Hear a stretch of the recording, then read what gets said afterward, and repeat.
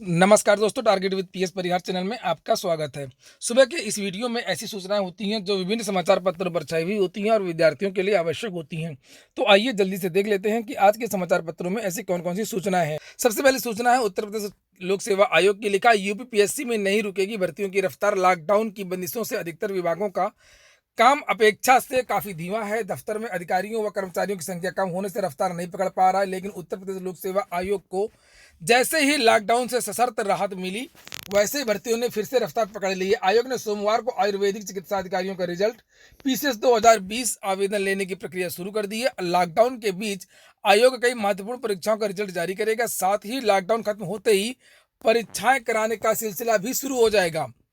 लिखा है कि कोरोना वायरस के कारण हुए लॉकडाउन से आयोग को खंड शिक्षा अधिकारी प्रारंभिक परीक्षा 2019 जो 22 मार्च को होनी थी, कंप्यूटर सहायक परीक्षा जो 5 अप्रैल को होनी थी, पीसीएस मुख्य परीक्षा 2019 जो 20 अप्रैल से शुरू होनी थी, आरओ एआरओ प्री 2016 जो 3 मई को प्रस्तावित थी, जैसी महत्वपूर्ण परीक्षाएं स्थगित करनी पड़ी। आयोग स्थगित परीक्षाओं को लॉकडाउन खत्म होते ही जल्द करवाएगा। इसके चलते जून हुआ उसके आगे की महीने की परीक्षाएं प्रभावित ना हो, उस दिशा में काम किया जा रहा है। आयोग अपने वार्षिक परीक्षा कैलेंडर में ज्यादा बदलाव करने के मूड में भी नहीं है। वह जून व उसके आगे के महीनों में होने वाली परीक्षाएं तय तारीख पर ही करवाएगा। यही कारण है कि पीसीएस व एसीएफआरएफओ 2020 का आवेदन लेने की प्रक्रिया शुरू कर दी गई है। इसकी प्रारंभिक परीक्षा 21 जून को प्रस्तावित है।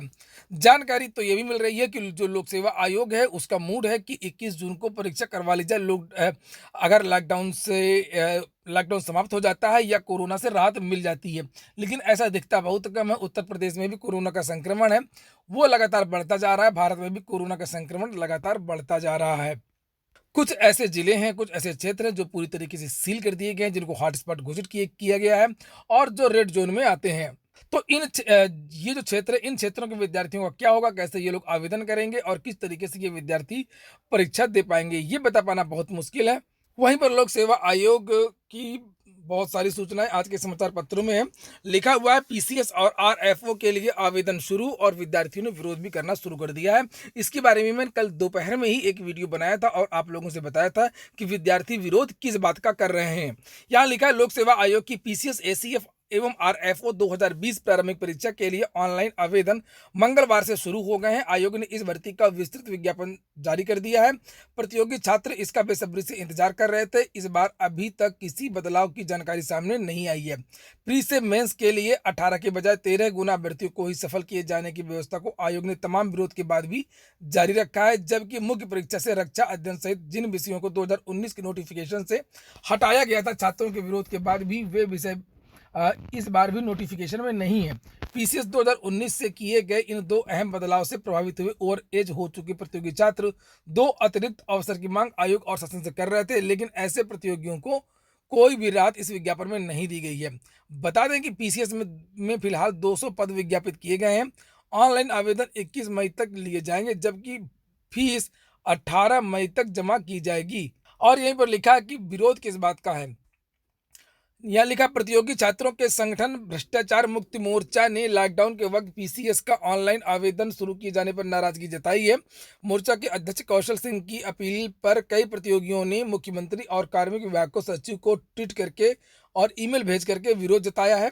इनका कहना है कि सभी अभ्यर्थियों के पास लैपटॉप, स्कैनर आदि नहीं है, तो वे लॉकडाउन के वक्त आवेदन कैसे करेंगी। कई अभ्यर्थी सरकारी सेवा में हैं और कोरोना में ड्यूटी कर रहे हैं। इन लोगों को आवेदन में दिक्कत आ सकती है। तो यही बात मैंने कल आप लोगों को बताई थी। बहुत सारे ऐसे क्षेत्र हैं जैसे लखनऊ है, नोएडा है, आगरा है, गाजियाबाद है और मुरादाबाद है। इन जिलों को पूरी तरीके से सील कर दिया गया है। लॉकडाउन यहाँ पर ऐसी संभावना है कि आगे भी जारी रहेगा और इन क्षेत्रों के जो विद्यार्थी हैं वो विद्यार्थी आवेदन कैसे कर पाएंगे। तो विद्यार्थियों को मांग है कि इस आवेदन को फिलहाल अभी रोक देना चाहिए था और जब लॉकडाउन समाप्त हो जाए तब ये आवेदन आना चाहिए था। लेकिन मेरा ऐसा मानना नहीं है। आवेदन को जारी रखना चाहिए और बाद में अगर लॉकडाउन बढ़ता है तो इसकी जो अंतिम तिथि है उसको थोड़ा और बढ़ा देना चाहिए। चूंकि इस समय विद्यार्थी मायूस हैं, विद्यार्थियों को आगे कुछ दिख नहीं रहा है और अगर आवेदन कर लेंगे तो इससे विद्यार्थियों में सकारात्मक असर पड़ेगा और विद्यार्थी अपनी पढ़ाई जारी रखेंगे। वैसे मैं आप लोगों को बता दूं, जो टारगेट विद पीएस परिहार का ऐप है, आप वहां पर जाइए और वहां पर पीसीएस 2020 के जो मॉडल पेपर हैं, पुराने पेपर हैं, साल पेपर हैं, सभी साल पेपर अपलोड कर दिए गए हैं, पुराने पेपर भी अपलोड कर दिए गए हैं, प्रैक्टिस सेट भी अपलोड करा दिए गए हैं। तो आप जाइए, टेस्ट सीरीज में भाग ले सकते हैं। अगली बहुत सारी सूचनाएं देखिए, लिखा एलटी ग्रेड रिजल्ट देने का बड़ा दबाव। यूपीपीएससी के खुलते ही एलटी ग्रेड समर्थक मोर्चा ने अध्यक्ष से मिलने के लिए मांगा समय। उत्तर प्रदेश लोक सेवा आयोग का कार्यालय खुलते ही अफसरों पर एलटी ग्रेड शिक्षक भर्ती का लंबित परिणाम जारी कराने का दबाव बढ़ गया है। वहीं अभ्यर्थियों ने शासन पर भी चयनितों की नियुक्ति के लिए दबाव बनाना शुरू कर दिया है। इसके लिए अभ्यर्थियों की ओर से मुख्यमंत्री और प्रधानमंत्री को लगातार ट्वीट किए जा रहे हैं, साथ ही ईमेल के माध्यम से भी मांग की जा रही है। अभ्यर्थियों ने आयोग के अध्यक्ष से भी बुधवार को मिलने का समय मांगा है। एलटी ग्रेड शिक्षक भर्ती की लिखित परीक्षा के आयोजन को जुलाई में 2 साल पूरे हो जाएंगे। यह परीक्षा 29 जनवरी 2018 को आयोजित की गई थी। 15 विषयों में एलटी ग्रेड शिक्षकों के 10,768 पदों पर भर्ती के लिए हुई परीक्षा में प्रदेश भर से तकरीबन 4 लाख अभ्यर्थी शामिल हुए थे। हिंदी और सामाजिक विज्ञान विषय में पेपर आउट होने के आरोप लग गए थे, जिसकी वजह से आयोग ने अब तक इन दोनों विषयों के रिजल्ट घोषित नहीं किए हैं, जबकि सबसे अधिक पद इन्हीं विषयों के हैं और सबसे ज्यादा भाग लेने वाले विद्यार्थी भी इन्हीं विषयों के हैं। नीचे लिखा, हिंदी में एलटी ग्रेड शिक्षक भर्ती के 1433 और सामाजिक विज्ञान में 1854 पद हैं। आयोग की ओर से बाकी 13 विषयों का अंतिम चयन परिणाम जारी किया जा चुका है और इनमें से 4 विषयों के चयनित अभ्यर्थियों की नियुक्ति की संस्तुति भी शासन को भेजी जा चुकी है। पेपर लीक मामले की जांच कर रही एसटीएफ ने अब तक चार्जशीट दाखिल नहीं की है और इसी वजह से हिंदी एवं सामाजिक विज्ञान विषय के परिणाम को लेकर के निर्णय अटका हुआ माना जा रहा है कि इस विवाद के कारण चयनित अभ्यर्थियों की नियुक्ति फंस गई है। तो इतनी देर जांच में नहीं लगनी चाहिए और लोक सेवा आयोग को भी जल्द से जल्द निर्णय लेना चाहिए। इतनी मुश्किल से कोई परीक्षा होती है, विद्यार्थी तैयारी करते हैं, उसके बाद में अगर परिणाम नहीं आता है तो विद्यार्थी मायूस हो जाते हैं। वहीं पर यूपी बोर्ड को लेकर के भी बहुत सारी सूचना है। लिखा, यूपी बोर्ड कार्यालय खुलने के साथ हाई स्कूल एवं इंटरमीडिएट की उत्तर पुस्तिकाओं के मूल्यांकन को लेकर के कयास लगाना शुरू हो गया है। बोर्ड के अधिकारी भी इस बात को लेकर के परेशान हैं कि आखिरकार 20 अप्रैल से कैसे मूल्यांकन होगा। उनका कहना है कि प्रदेश में इस समय 40 से अधिक जिले कोरोना प्रभावित हैं। इन जिलों में मूल्यांकन कैसे शुरू होगा। बोर्ड के अधिकारी भी मान रहे हैं कि 3 मई को लॉकडाउन का दूसरा चरण पूरा होने के बाद ही मूल्यांकन के बारे में निर्णय लिया जाएगा। प्रदेश में लखनऊ, आगरा, नोएडा, गाजियाबाद, मुरादाबाद, मेरठ, गोरखपुर, कानपुर, वाराणसी सहित कई प्रमुख जिले कोविड-19 की चपेट में हैं। ऐसे में इन जिलों में मूल्यांकन के लिए सरकार के दबाव के बाद भी शिक्षक आगे नहीं आएंगे। और वहीं पर यूपी बोर्ड की बारे में एक सूचना और है कि बहुत सारी फर्जी कालें आ रही हैं। पास कराने के लिए पैसे मांगे जा रहे हैं। ये देखिए, यहाँ पर लिखा है, मूल्यांकन से पहले ही यूपी बोर्ड में फेल पास का खेल। तो इसके बारे में स्पष्टीकरण किया है बोर्ड ने और कहा कि यूपी बोर्ड से कोई फोन नहीं किया जाता है और इस तरीके से पैसे नहीं मांगे जाते हैं और ये पूरी तरीके से फर्जी काल है और इन जालसाजों के खिलाफ कठोर कार्रवाई भी की जाएगी। ये देखिए, लिखा है, जालसाजों ने जिलों में छात्र छात्राओं व उनके अभिभावकों से मांगे रुपए, बचत खाता संख्या, आईएफएससी कोड भी उपलब्ध कराया जा रहा है।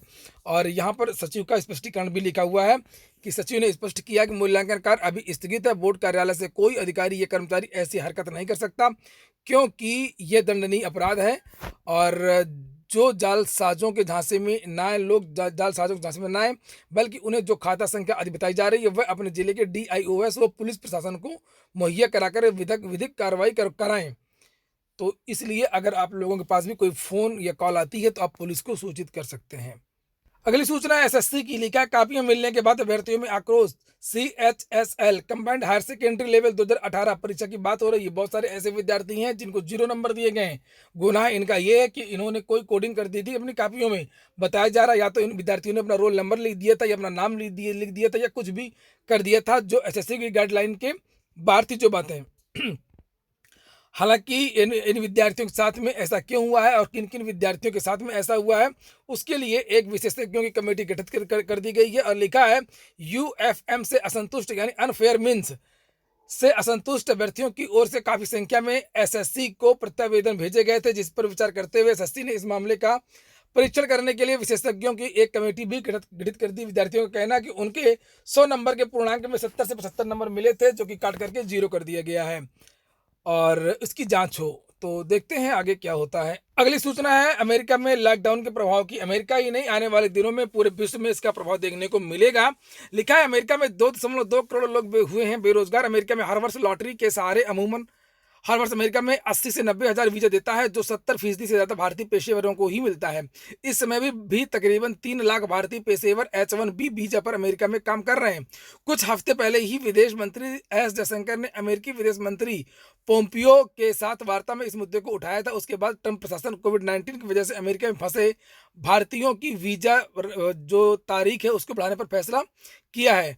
और अमेरिका इस समय काफ़ी मंदी में है और भारी मंदी में, और विश्व में सबसे ज़्यादा कोरोना का जो प्रभाव है वो भी अमेरिका में ही है। इस लॉकडाउन का सबसे ज़्यादा जो प्रभाव है वो निजी क्षेत्र में पड़ने वाला है। निजी क्षेत्र में भी कुछ क्षेत्रों में बहुत ज़्यादा नुकसान होगा तो कुछ क्षेत्रों में फ़ायदा भी होगा। जैसे अब ज़्यादातर जो कल्चर शुरू हो रहा है वो ऑनलाइन का शुरू हो रहा है, इसलिए ई कॉमर्स के क्षेत्र में वृद्धि हो सकती है और अन्य क्षेत्रों में नुकसान देखने को मिल सकता है। अगर सरकारी क्षेत्रों की बात करें तो सरकारी क्षेत्रों में भी ये देखने को मिलेगा, लेकिन ज़्यादातर जो सरकारी क्षेत्र होते हैं वो अति आवश्यक के मामले होते हैं। उसके बिना सरकार नहीं चल पाती है, उसके बिना देश की व्यवस्था नहीं हो पाती है। इसलिए सरकारी क्षेत्र में कोरोना का प्रभाव बहुत ही कम पड़ेगा। जैसे पुलिस की आवश्यकता पड़ती है, चिकित्सकों की आवश्यकता पड़ती है और अध्यापकों की आवश्यकता पड़ती है, लेखपाल की आवश्यकता पड़ती है, ग्राम विकास अधिकारी की आवश्यकता पड़ती है। इसलिए इन भर्तियों में कोई भी रोक नहीं लगनी चाहिए। अंत में एक सूचना और है, लिखा लॉकडाउन खुलने के 1 महीने बाद होंगी परीक्षाएं। लॉकडाउन के चलते अभी सारे स्कूल, कॉलेज, पॉलिटेक्निक संस्थान बंद हैं और पढ़ाई ऑनलाइन जारी है। इसी क्रम में पॉलिटेक्निक में भी करीब 30,000 ई कंटेंट वेबसाइट पर जारी किए हैं। प्राविधिक शिक्षा परिषद सचिव संजीव कुमार सिंह ने के मुताबिक लॉकडाउन खुलने के बाद हर हाल में पॉलिटेक्निक संस्थानों में 1 महीने पढ़ाई होगी। ऐसा इसलिए भी जरूरी है क्योंकि छात्रों को प्रैक्टिकल की जानकारी देना और परीक्षा के लिए तैयार करना आवश्यक है। इसके बाद में बात कर लेते हैं target with PS Parihar app की, जिसके बारे में मैं अभी चर्चा कर रहा था। तो इस ऐप में आप लोगों के लिए उत्तर प्रदेश लोक सेवा आयोग के पूरे प्रैक्टिस सेट, टेस्ट सीरीज, सब कुछ इसमें डाल दिया गया है, अपडेट कर दिया गया है। करंट अफेयर के लिए एक नया भाग इसमें दे दिया गया है। और इसके बाद में बीईओ खंड शिक्षा अधिकारी की अगर टेस्ट सीरीज में आप लोग भाग लेना चाहते हैं तो उसके बारे में भी यहाँ पर दिया हुआ है। आप देख सकते हैं UPPSC block education officer, UP police constable के बारे में भी इसमें टेस्ट सीरीज दे दी गई हैं आने वाली परीक्षाओं के लिए। पुरानी परीक्षाएं जितनी हो चुकी हैं उनके पुराने पेपर, इसी तरीके से आरआरबी एनटीपीसी की टेस्ट सीरीज आप लोग देख लीजिए, वो भी इसमें अपलोड कर दी गई हैं। एसएससी, जूनियर असिस्टेंट, लेखपाल और एपीओ इत्यादि की जो परीक्षाएं हैं और एयरफोर्स इत्यादि की भी, सभी जितनी भी भारत की परीक्षाएं, कोई भी परीक्षा है, सभी पुरानी परीक्षाओं के पुराने पेपर, टेस्ट सीरीज इस ऐप में अपलोड कर दिए गए हैं और उनको अपडेट कर दिया गया है। तो लॉकडाउन के समय घर में बैठे बैठे एक बार इस ऐप को भी देख लें। ये हो गया आज का वीडियो। पूरा वीडियो सुनने के लिए बहुत बहुत धन्यवाद।